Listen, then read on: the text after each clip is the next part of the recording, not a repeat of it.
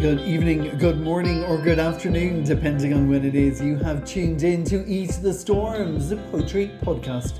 Back to you for episode 2 of season 7, and thank you so much for taking the time to tune in today on your preferred podcast platform, whether that is Spotify, Apple, Google, Breaker, Podbean, Player FM, Overcast, Pocket Cast, Castbox, Podcast Addicts, or iTunes.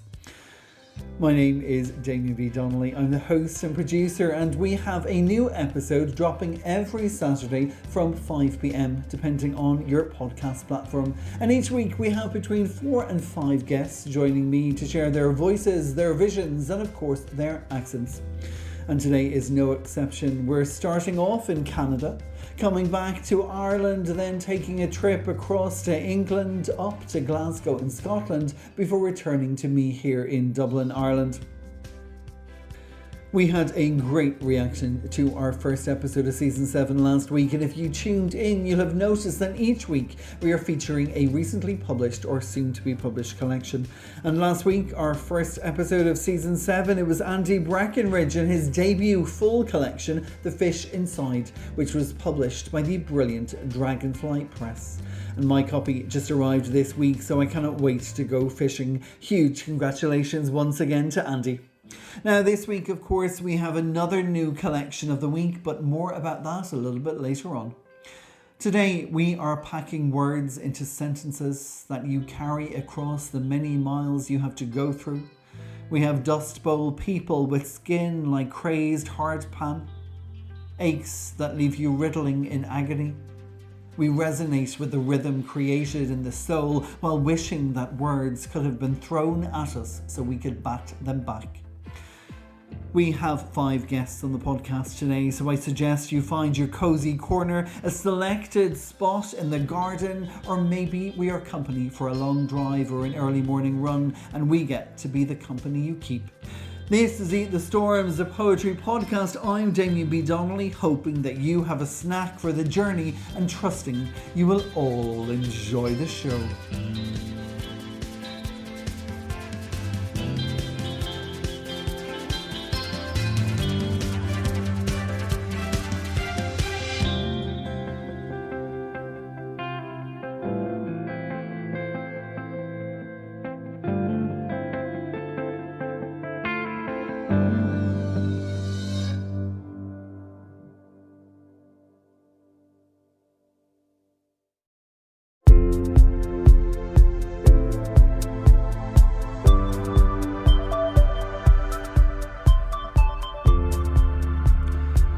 For my first guest on the podcast today, we are heading over to Canada to hear from the 2019 to 2023 Poet Laureate of Owen Sound in Ontario, on the territory of the Saugeen First Nation. He is a songwriter, performer, poet, and the artistic director of the Words Aloud Poetry Festival. His work has appeared in places like Arc, Prairie Fire, the Maynards. He's been a Best of the Net nominee, a John Newlove Award winner, and a Don Gutteridge Award winner. He has 2 books forthcoming in 2023, Wait What? From Wet Ink Books, and A Current Through the Flesh from Mansfield Press. And his one-person show, Butterfly Tongue, hits the stage this month. I am delighted to welcome to Eat the Storms the co-editor with Pen Kemp of Poems in Response to Peril, an anthology in support of the Ukraine. This is Richard-Yves Sitoski. Well, hello everybody in Poetry Land. This is Owen Sound, Ontario, Canada, Poet Laureate Richard-Yves Sitoski here, with a great big thanks to Damien and the Eat the Storms Poetry podcast for this. And by the way, I don't know if others have mentioned this, but Eat the Storms is an absolutely fantastic name for a poetry podcast. Just an amazingly evocative image there. So, poems I'm going to read you today, or do for you today, come from my pamphlet, which is titled How to Be Human. And if you're interested in that, you can just hit me up in the links, which I'm pretty sure Damien's going to provide. So the first is A Man of Parts. The moon, they say, only looks bigger when it's close to the horizon. But this morning, I say, it truly is bigger, swollen at the end of its shift like a factory worker's ankles. Meanwhile, birds I can't identify begin their programming day, and this lake that likely has a name is getting choppy, hinting at what the wind could do if it made an effort. This is worth drinking Nescafe from a thermos for, as I fish for trout I wasn't taught to clean by a man who wasn't taught to show me. He was too consumed with the sheer act of angling, not because it lent itself to meditation, but to rumination on a lifetime of real and made-up slights. I often felt relief he didn't live for hunting, that he didn't go in for guns but was maudlin on the subject of Bambi. In fact, the only time I ever saw him cry, he was in his cups and sat us down on the living room floor, campfire style, and gushed for an hour on the beauty of white-tailed stags, their grace of motion, perfect senses, moral superiority, and of course their rack, which followed the progress of love, hardening under skin to become a weapon that dropped away when its season was done.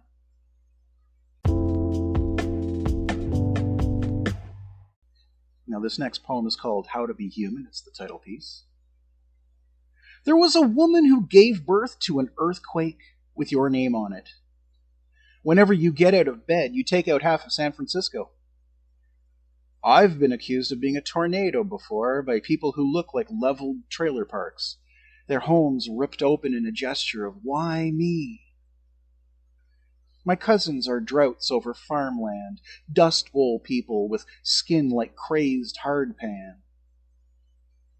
I was seduced by a monsoon once. She came on to me so hard the drops looked like missiles blowing up concrete.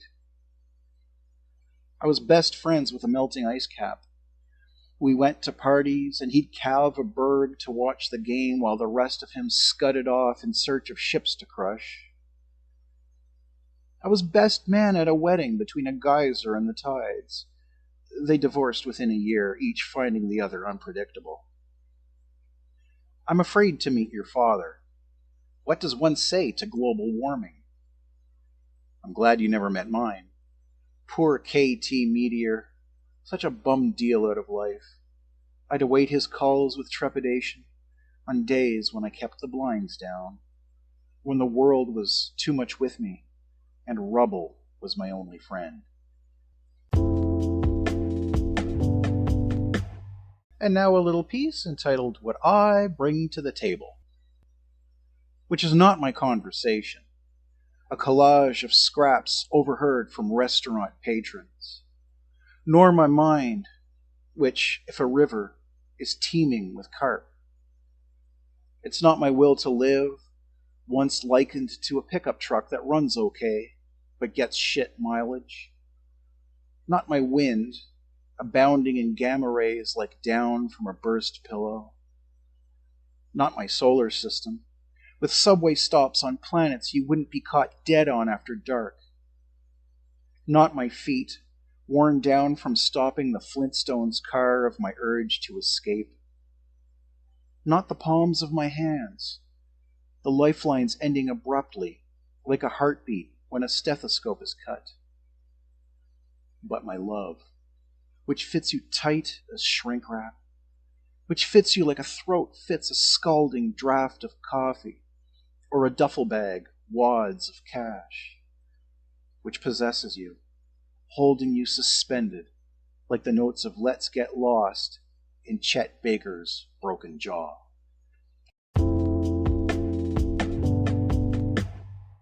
And moving on once again, here's this little piece that I like to call Air Kiss. And this was a contest winner, so quite proud of this one. The sun behind the clouds is a child hidden in the drapes with feet in plain view. Happiness is manifest today. That couple suffering each other on account of the kids, bickers like gulls, and it rouses my smile from a summer torpor. I feel no guilt. That's consigned to cults practiced by the sick. I repeat, nothing will eclipse my happiness today. That old man on the bench, he knows it. He reads hope in the tiger stripes painted by that Burning Man Guinevere on his granddaughter's face, and thinks back to his own brush-cut youth, where each new day was a bicycle you jumped on and rode till the tires blew.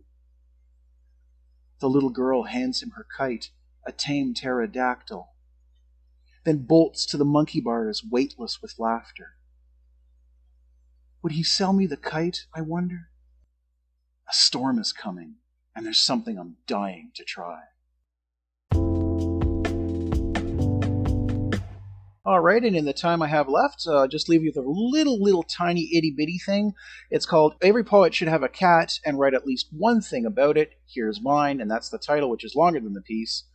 My cat is so playful and rambunctious, he often draws my blood. I suppose that makes him a poet too. All right, my friends, thank you very, very much, and have a great day.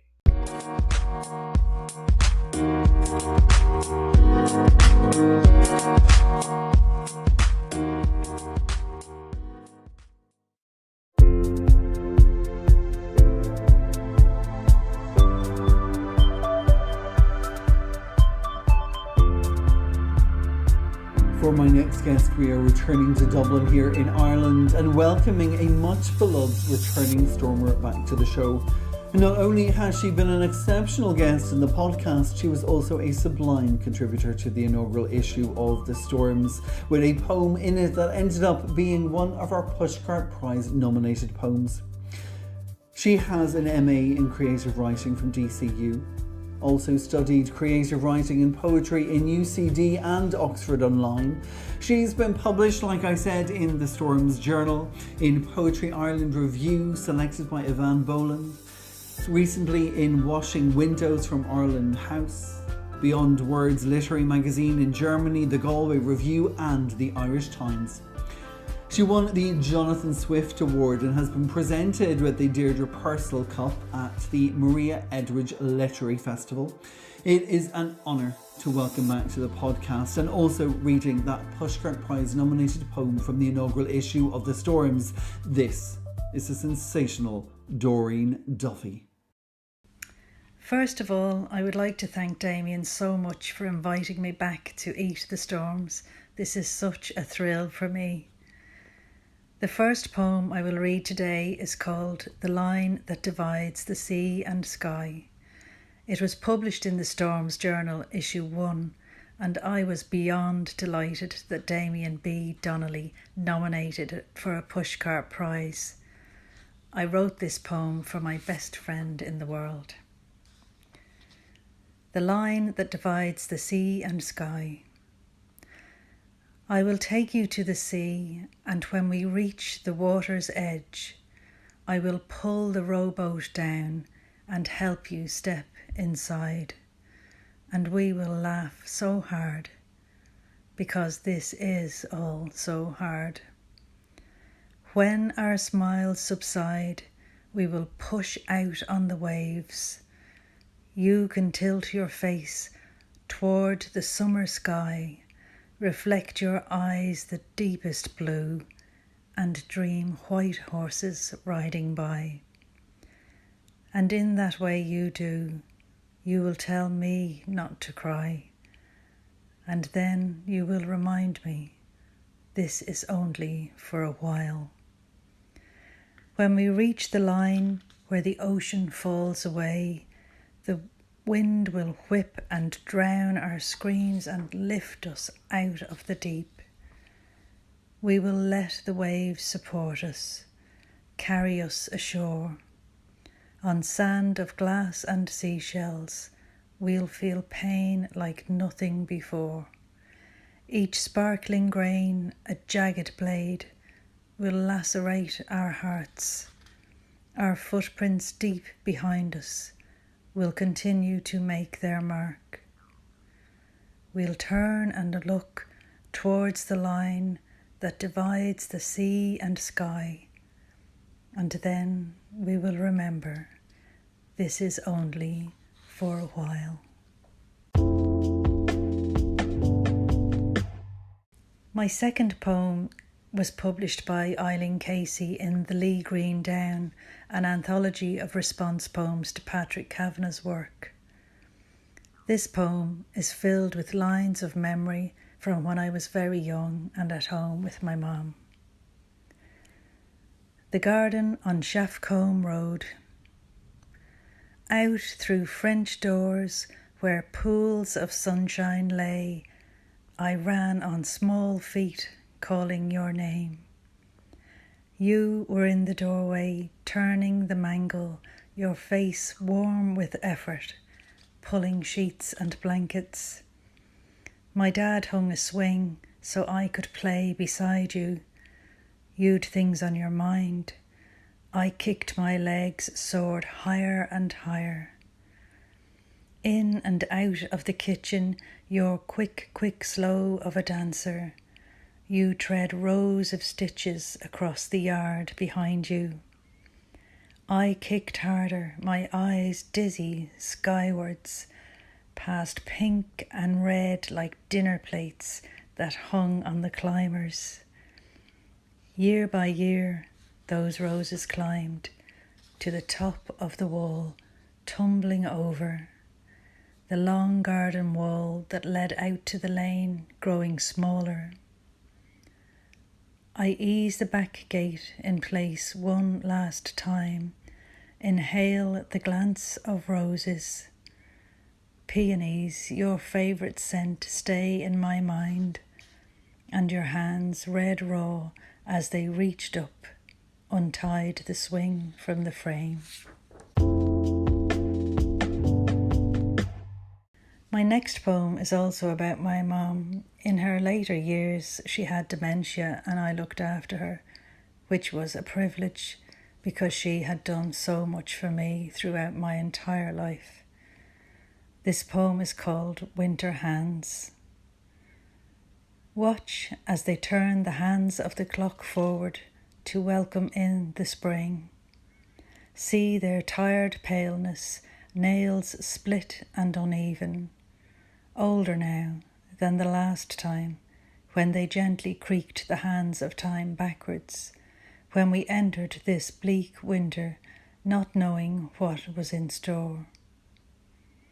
A few more lines and veins, a little more pronounced, a little more like my mother's. That's okay.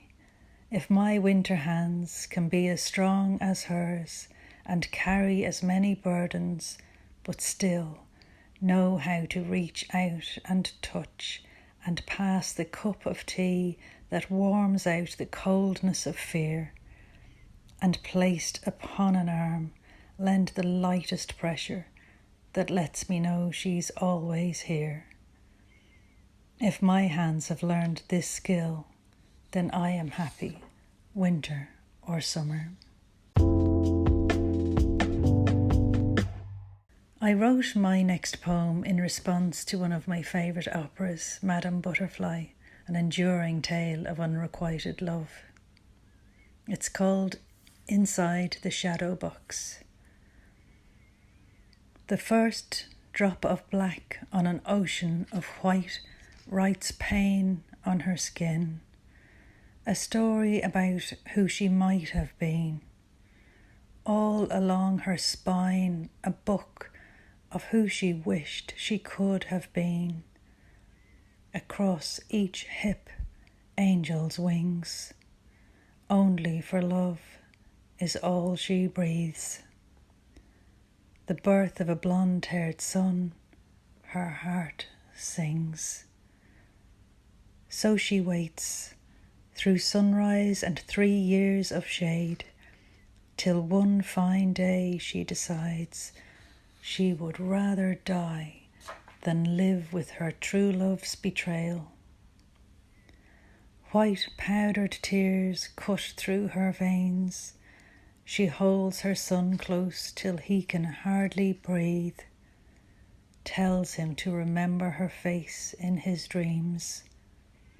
With a blindfold of silk, she stops him from seeing, tilts her head to the moon, clutches the blade, draws it deep, lets music escape, the shrill notes of love bringing death and peace.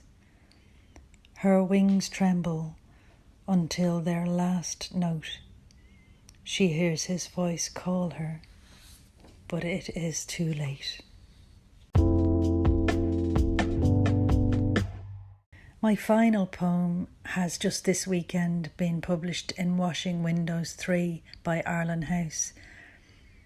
I think as writers we spend a lot of time reaching for just the right words, but sometimes, when the need for words is so great and so personal to us, it can be difficult.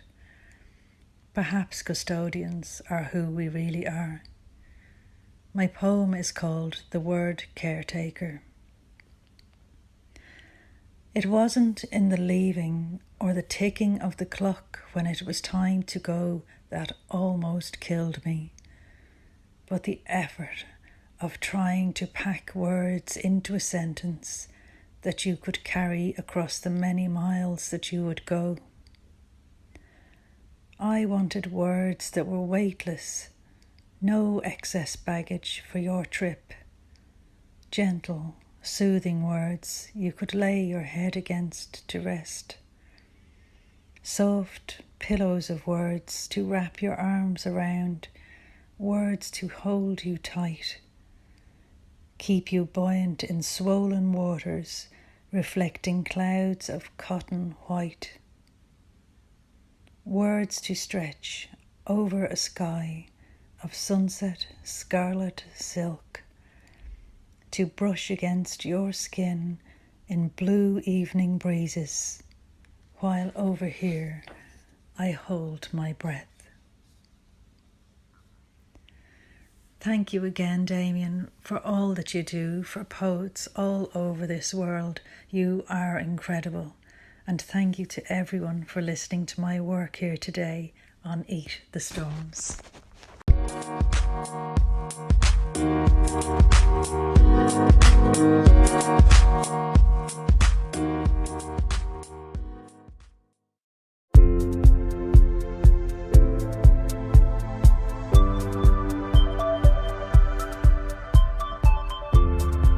I am so pleased to welcome back my next guest to the podcast. He is a returning guest, but this time he is here to promote his new poetry pamphlet, which was just published last month by the brilliant Hedgehog Poetry Press, called Benchmarkers, and it is our collection of the week.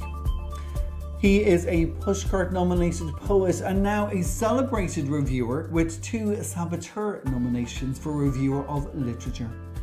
He is the author of 2 collections, 4 pamphlets and 2 conversational poetry pamphlets with Sarah Thompson, Thinking of You and a Hostile Environment, along with the exceptional Saudage from 2019, Psychopathogen from 2020 and Unmuted from 2021, all published by Hedgehog Press. He has been shortlisted for several national competitions and his poetry has appeared in a wide range of journals and anthologies, and he is an active member of the Open University Poetry Society. Heading over to England now, I'm delighted to hand you over to the author of our poetry collection of the week, Benchwarmers. This is Nigel Kent. I'm Nigel Kent, and I'm so pleased to be invited back by Damien to the Eat the Storms podcast. This time I'm going to read you a few poems from my new pamphlet, Benchwarmers, published by Hedgehog Poetry Press in April of this year. I'll start with the title poem that I hope will give you a flavour of the pamphlet as a whole. Benchwarmers. They live their lives in corridors, faces pressed against the frosted glass of classroom doors. The weary boys from the estate, who wear disaffection like their team strip. The boys who lost life's toss the moment they were born. Condemned to play a game they know they'll never win, always away from home with rules they'll never master. They are the own goal scorers, the penalty kick fluffers, the red-carded walkers, the bottom of the league boys, relegation certainties for this and every season. The pamphlet, as you've probably worked out from that poem, focuses on those at the margins of society, life's outsiders, the disenfranchised. The next two poems are influenced by my professional life, spent in classrooms working with children with a diversity of needs that made school life both challenging and alienating. The Invisible Man.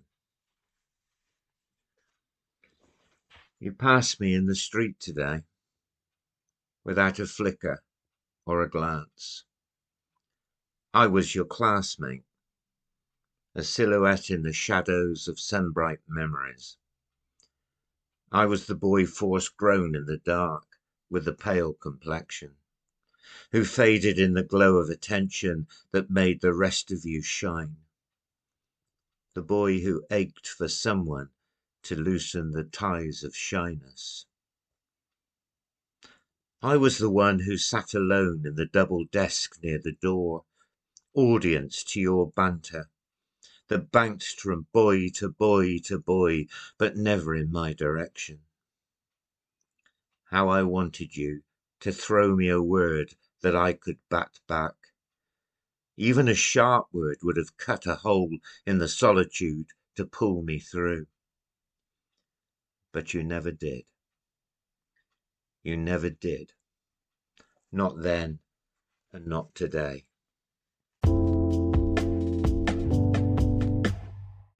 The Flight of the Caged Bird. She arrives at the first signs of summer, a solitary migrant bird, fluttering through the door, settling warily at a desk by the window, eyes fixed on the horizon beyond the bars of the blinds. Her untamed hair falls forward, unable to curtain her from the cruel curiosity of the other kids, who prod and poke with jibes as sharp as whittled sticks. I try to lure her out with questions, but she's taken flight into silence, where she glides on warm thermals over the village green where the caravan is parked, to the nearby woods, where a feast of inkcaps, yoki chanterelles, and wild garlic grows, where loud foxgloves and dog violets bark for attention, and where the trees link their arms and sway to a chorus of blackcaps, finches, chiffchaffs, and thrushes, singing of a time before clipped wings and cages.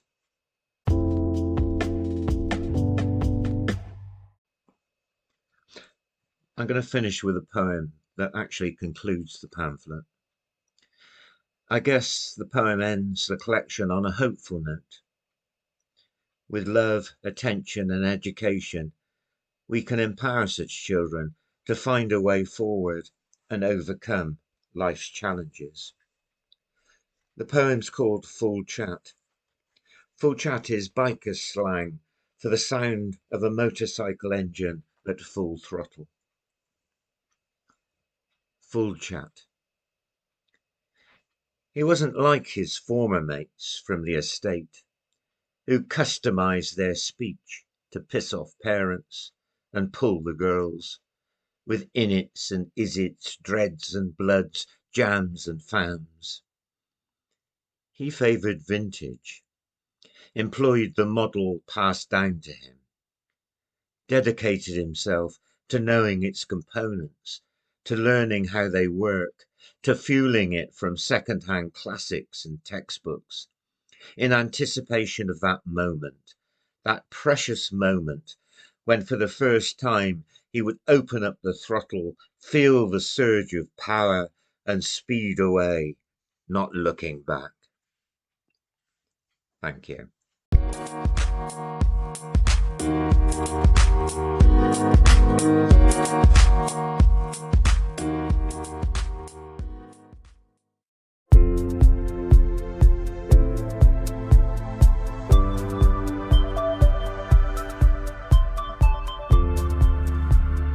penultimate guest on the show today is joining us from Glasgow in Scotland and is sharing with us 2 prose poems. She is a writer, actor and a human rights activist. Her novel Vandalism was published by Merlin Publishers in 2015 and was shortlisted for the National Book Prize in Malta, where she lived for 12 years. And it was also selected as one of the best books of 2017 by a Glasgow branch of Waterstones. Her first novel was called Duende, and you're going to hear a prose poem today relating to that. She has had short stories, flash fiction and poetry published in places like Penning, declarations on freedom for readers and writers from the Scotland Street Press in 2020, the Edwin Morgan Centenary Collection, Story Nook, Free Flash Fiction and Swim Press. I'm delighted to welcome for the first time to Eat the Storms, Lizzie Eldridge. My name's Lizzie Eldridge and I'm based in Glasgow. The following is what I'd describe as a prose poem, and it's called Convergence. Your words fell like rain, splintered my heart with the weight of weeping tears. An old-fashioned music drenched the 2 of us, as all the perpendiculars of our existence flooded the whole town. Silently, you lay back down. There should have been thunder, a flash of lightning, some slight movement of the earth to signal a momentous shift between before and after. The people continued sleeping in their narrow beds in all the narrow streets of this narrow town, which proudly claimed its insignificance in the grander scheme of things. The cobbled lanes were soaked right through, but no one budged an inch. The criss-cross of paving stones remained criss-crossed. The gutters spluttered on the pile-up of sodden leaves. The drains were laden down with mud. Caught in the crossfire, years of retribution collapsed against your chest. Your body folded back inside itself. You sighed. A few drops spattered against the window and traced their weary journey down. The darkness was palpable. The rattle of your breathing was swallowed up by the rhythm of the raindrops as, angry at being ignored, rapid quickfire pelted arrows against the shaking glass. Attack comes out of nowhere. Standing at the foot of the bed, my disbelief hovered over you. Our angular shapes formed a perfect letter L for what should once be love. Its shadow, stark against the wall, engulfed the 2 of us. Submerged within that fragile silence of aching aftermath, fingers rapped incessantly against the window, pointing out each memory, each sullen stalemate when we stood up instead of down, each moment when our faces turned away with that stubborn refusal to meet each other's gaze. Every furious insistence that this time, it would be the last. The storm raged. The town slept. Yawned out like the cat who got the cream, you closed your eyes, indifferent to what the dawn might bring. Reckless, the rain battered its unforgiving way across the rooftops, the factories, the huddled bars and empty play parks where, in the morning, children would fill up these spaces with laughter.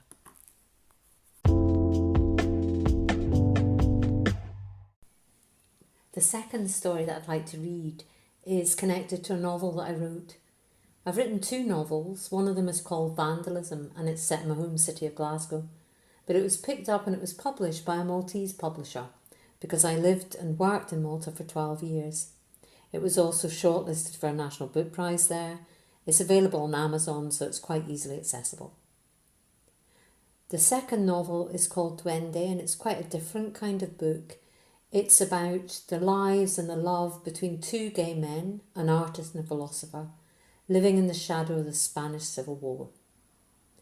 So this second story connects very much with the title of this book and the themes that are in the novel. The story is called All That Have Dark Sounds. It isn't something you can touch, although you can feel it, shivering its way through the whole of your body. Trembling, you gasp, unable to find words. A pulse which steps to the beat of the entire universe. A force which races through your veins, courses through your blood, so you know in that moment you are very much alive. There is a dancer, a musician, a painter, a poet, and then suddenly the rapture. The sense of being carried high above your head before swooping down with wings. Delirious, yet conscious from start to end, and wanting so much that this should never stop. You are lilted, you are plucked like an Irish harp. You quiver, you shudder, you breathe in deeply, and you breathe out on an eternal, elongated sigh. Mysterious and inexplicable, mischievous and impish, vibrant and bringing tears to your eyes, this is the soul that is speaking. This is the soul that is listening. This is the soul vibrating with the then, the now, the yet to be, the age-old yearnings of an ancient long ago. Surging up through the depths of the body, through the roots of the earth, not one small acre of this world remains untouched. Swooning and dancing in the arms of death, it is that struggle, that true and primal struggle on the knife edge of extinction, the risk of hurtling fast and helpless from that harsh and jagged cliff.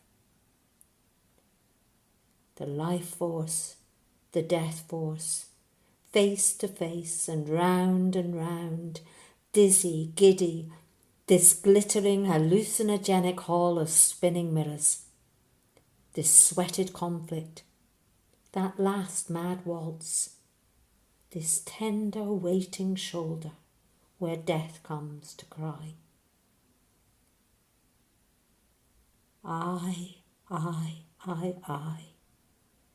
I want you, in that silent bar where all talking has ceased.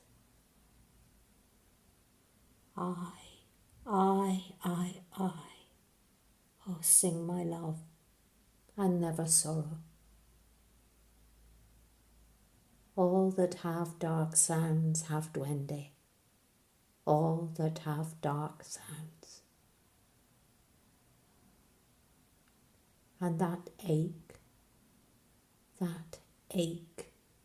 in releasing that which can never be suppressed. That ache, which leaves you writhing in agony on the ground, becoming water, balm of oil in your soft and crumpled hand. Embraced by beauty in its melancholic guise, wrapped up and calmed, and hushed and soothed. Throw down that bouquet of lilies and bury yourself up to the waist in mud to help those who are searching for lilies. That miraculous torment of living, loving and dying at the self-same time. Poetry is there. It's there in everything. It's in the monstrous. It's in the sublime. The formless must by necessity take shape. All that is solid melts into air and it evaporates. You call it by its name. All you thought you knew grows dim, and yet you know what you can't see. All that have dark sounds have duende, and you bathe your thankful body in its haunting melodies.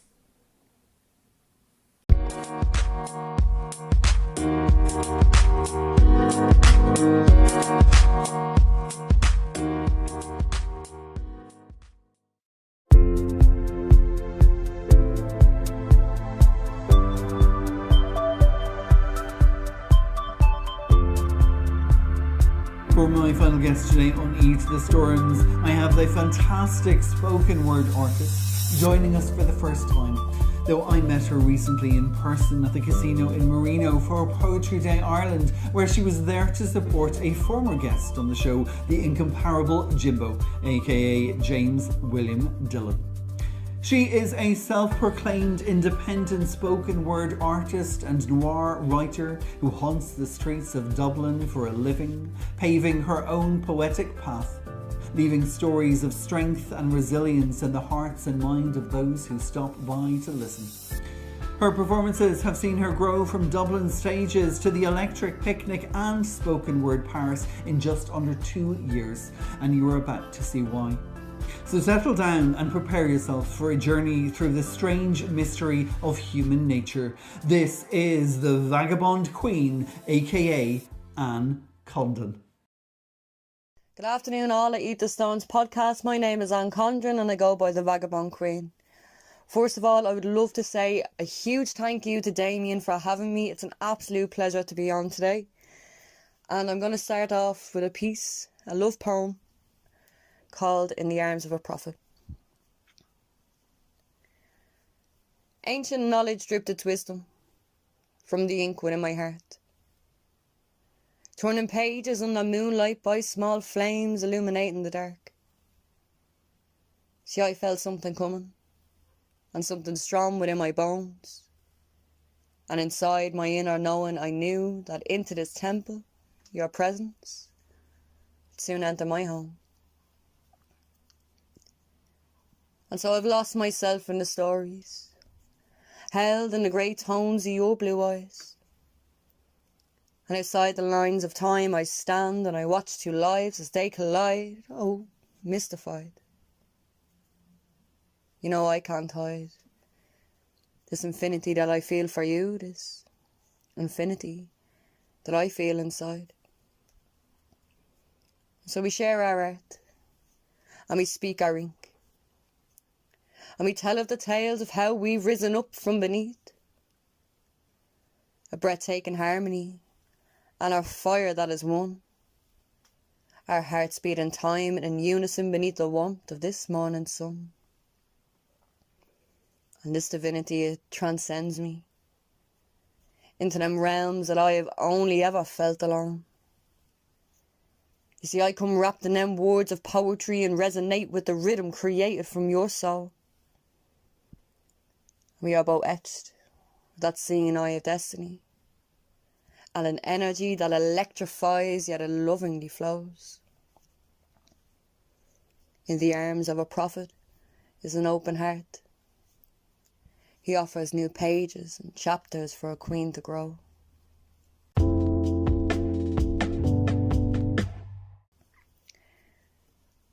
So my next piece is called A Caged Bird Can Always Sing. In a candleless city where the glimmer man dreams, I too long to lead a life of my own choosing, with no more cuts and no more bruising from the shadows who hunt me. And just like the glimmer man, I too awaken before the sight of the rising sun, and I take a look at how far I've come, yet I hang my head in silence. For I dread the day. Beneath the hand of another is where I feel numb. And this soul is distorted. It's destroyed and it's tied with by the masters who control these strings. And upon my clipped wings whispers lay and whispers dream of rebirth and an awakening. But a caged bird can always sing. And so my heart too is in a state of emergency. I keep my light switched off and my gas burning low, in fear who I've become knocking at my front door. See, the enemy lurks between the shadows and drops the dread of a new day upon my shelter, my temple and my home. So how am I to live when my life is not my own? I dream of a life beyond this unforgiving sea, where my teeth no longer grind in my sleep or weep upon a feathered pillow where I should slumber easily.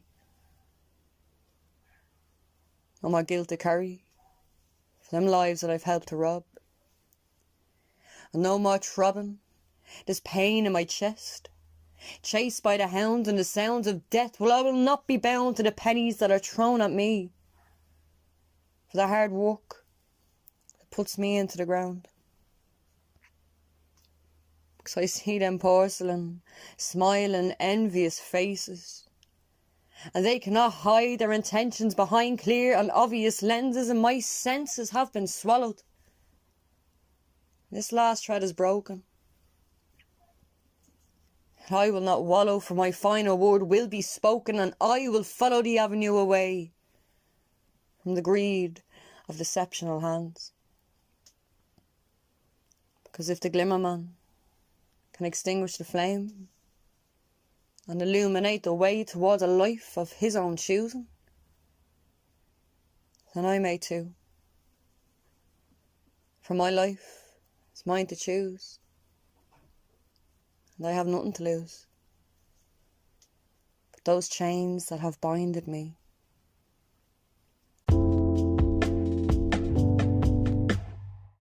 So my last piece that I'm going to say for you is all about breaking free, and it's called Evolution of a Writer. A roaring and a deafening silence, well, it loomed all around me, and I watched time secretly echo its story as it crawled across them plain, unwanted walls, stuck inside the four corners of a void that I unmercifully dragged myself into, playing out my rhythm of a discordant descent. And I fell into an abyss. The abyss where 1,000 eyes peer, and they illuminate space, and I was lost inside a shadow, a place I thought I already faced. I was lost inside my shadow, a place I thought I already escaped. And I became a shell of everything I was ever meant to be. I became weak and fragile, something that I never wanted to see. And I awoke each day disheartened to that chaos of bedlam that controlled my life. But I watched the small flicker of a flame burn brighter, as I watched the ink spill onto the pages that evolved me into being a writer. So an odyssey grew before me, as I rebuilt my kingdom and I took back my stolen glory. And amongst that noise, I bet another debt. I came up from them gallows and refused to take my last breath. Because don't you see, I am the voice of my voiceless past. I have taken my nightmare and I have turned it into my craft. And I've emerged from them shadows that I've surpassed, and I have come to tell my story. And I won't stop until my last draft. Thank you very, very much for listening. I hope you enjoyed, and I'll see you soon.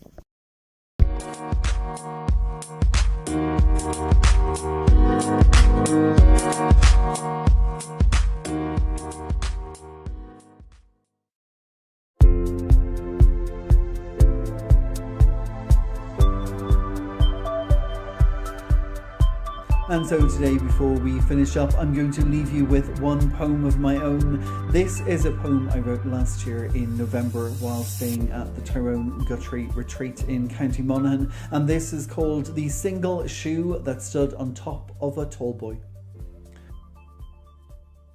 That red stiletto, singular, sat on top of a walnut tall boy. Upstairs in porcelain, unportable, You gave it to me to give to a girl when I was 7 or 8 or 10 perhaps. Doesn't really matter. Didn't stop me being a fairy. I'd given it to you, a typical childish tatty gift. Single small shoe in porcelain, unportable. I gave it to you, who gave it to me to give to her who ended up giving something else to someone else. Something I didn't want.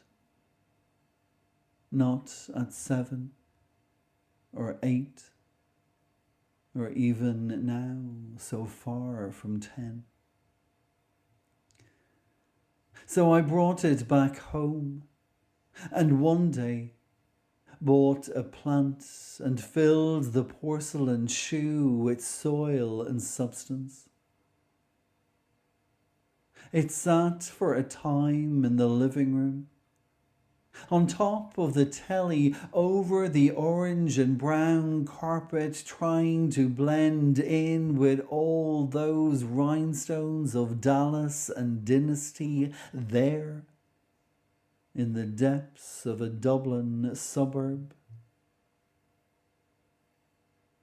The plant died, of course, for the porcelain wasn't a pot, and the shoe returned to the upstairs tallboy until it fell and smashed.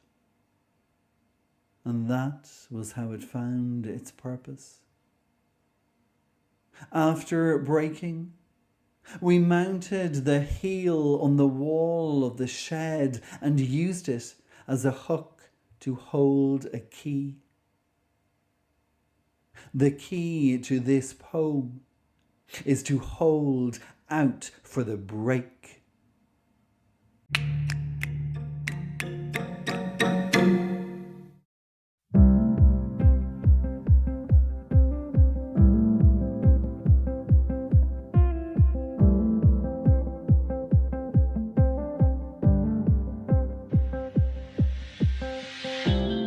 Well, I hope you've had a good evening, afternoon or morning with us here at Eat the Storms, the poetry podcast, as we just reached the end of episode 2, season 7. Thank you so much to my terrific guests here today. They were Lizzie, Eldridge, Ann Condon, Doreen Duffy, Richard-Yves Sitoski, and the author of our collection of the week, Nigel Kent. And Nigel's poetry pamphlet Benchwarmers, published by the Hedgehog Poetry Press last month, is available to buy now from nigelkentpoet.wordpress.com. And there is a link to that on today's blog post, which you can find over at www.eatthestorms.com. Just click on the link to the listen to the podcast section, and there you will find a blog post for every episode. And in that post you will find guest bios, photos and websites and social media handles, so you can find, follow and then be their fans. Now, I would also like to say a huge thank you to you, the listeners, for tuning in last week, this week, next week, or whenever it is you have turned over to one of your preferred podcast platforms, whether that is Spotify, Apple, Google, Breaker, Pocket Cast, Castbox, Overcast, Player FM, Podcast Addicts, or iTunes. Now, if you are a poet, prose writer or visual artist, submissions are currently open for The Storms Issue 3, our journal of poetry, prose and visual art, supported by the Fingal Arts Office. Myself and my extraordinary sub-editor, Nithi Kassa, are growing more and more excited as the submissions roll in. For issue 3, we have a trio theme. It's Shelter, Sanctuary, Sanctum. So dive deep and submit soon. You have until 11:59 p.m. on the 24th of June. Now, tomorrow night over on Zoom, there is a 9 pens launch. This time it's Invisible Continents, the latest from the 9 series anthology. It's with Leslie Kirwan, Tamina Maula, and Jane or Rogers. That's 7 p.m. GMT over on Zoom. And on Tuesday the 30th of May at 7:30 p.m, Flight of the Dragonfly is back in the Zoom room, and this time the special guests are Anila Arsad Mahmood and Stephen Smythe. And as always, a stunning set of open mic guests. And while we're here, let's give a shout out to former Eat the Storms guest Paul Stevenson, whose new poetry collection Hard Drive is now out with Carcanet Books, and there is a pre-order discount. So get yourselves over to carcanet.co.uk and use the code HARDDRIVE25.